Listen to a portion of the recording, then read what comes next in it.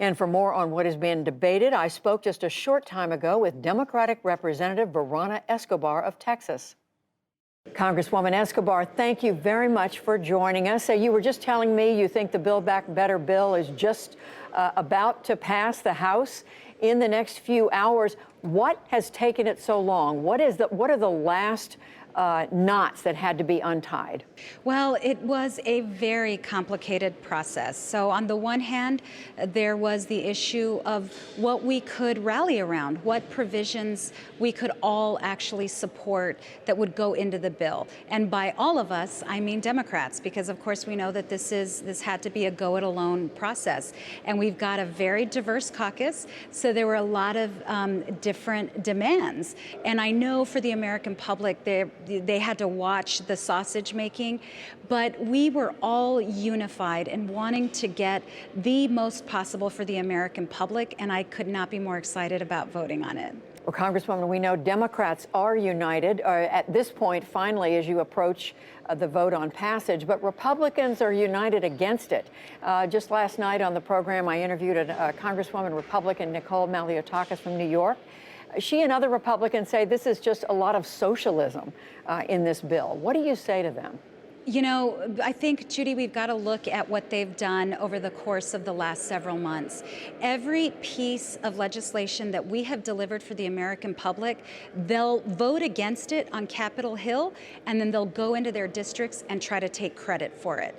I have absolutely no doubt that as these provisions begin to continue to boost our economy and uplift American families, these very same Republicans are going to be doing everything they can to try to take credit for the work that we did and the work that we had to do on our own because they were MIA.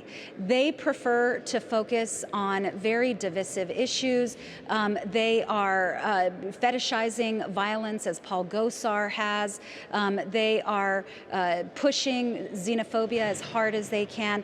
We're hard at work, and we're not going to let them take credit for the work that we did. We would love their votes of support. We would love for them to join us in supporting this, and then they can help take credit.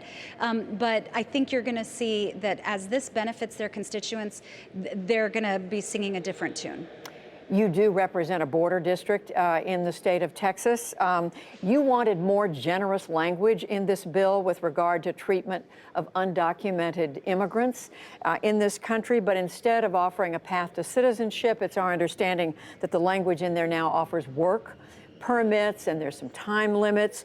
You're dealing with criticism from the left and the right on this. The left is saying it's been too watered down. What are you saying to them? I agree with them. However, there were massive constraints on our ability to get what we wanted done and across the finish line.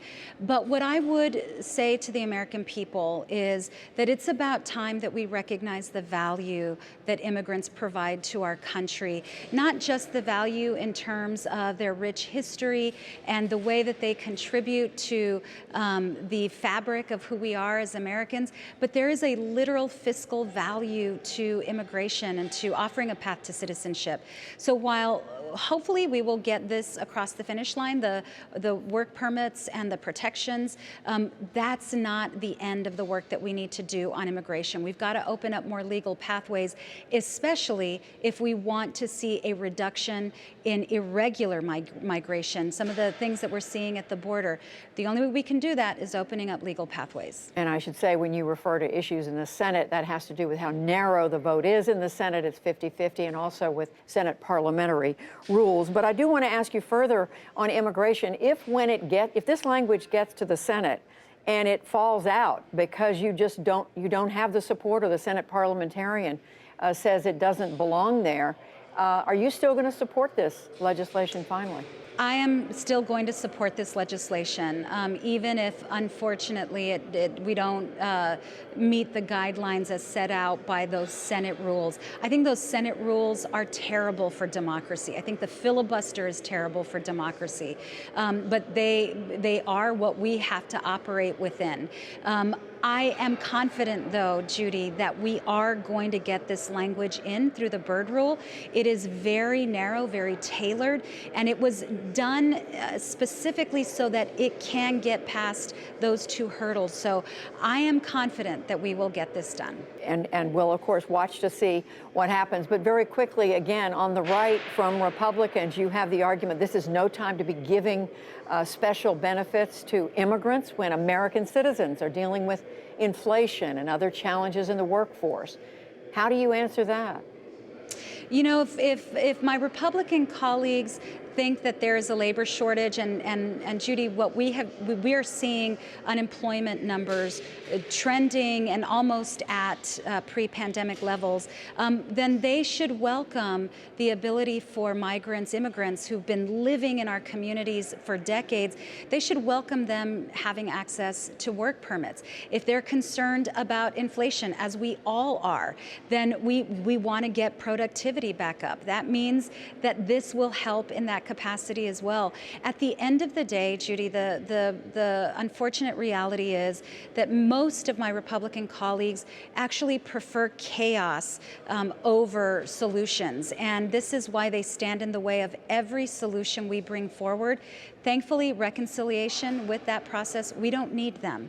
We're going to get those solutions to the American public with or without them. We'd prefer it be with them, but we'll do it without them.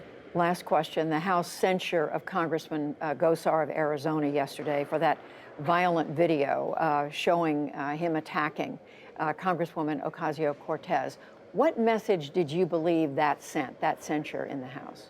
We have seen, I've been in Congress for 3 years, Judy, and I will tell you decorum and dignity among the members and the way that we treat one another, it's really sorely lacking, and it is terrible.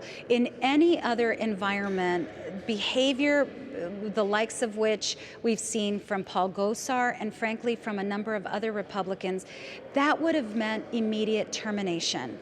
The more that we are silent and allow really egregious behavior, in fact, again, the fetishizing of violence against, frequently it's women of color in Congress, the more that we allow it, the more that we normalize it, and we allow that bar to continue to be set lower and lower and lower. We should not allow for that kind of behavior. We need to stand up to it. And as I said on the floor yesterday, when you give racism and hatred and violence cover, you give it life, not on our watch. Congresswoman Veronica Escobar of Texas, we thank you very much for joining us. Thank you. Appreciate it, Judy.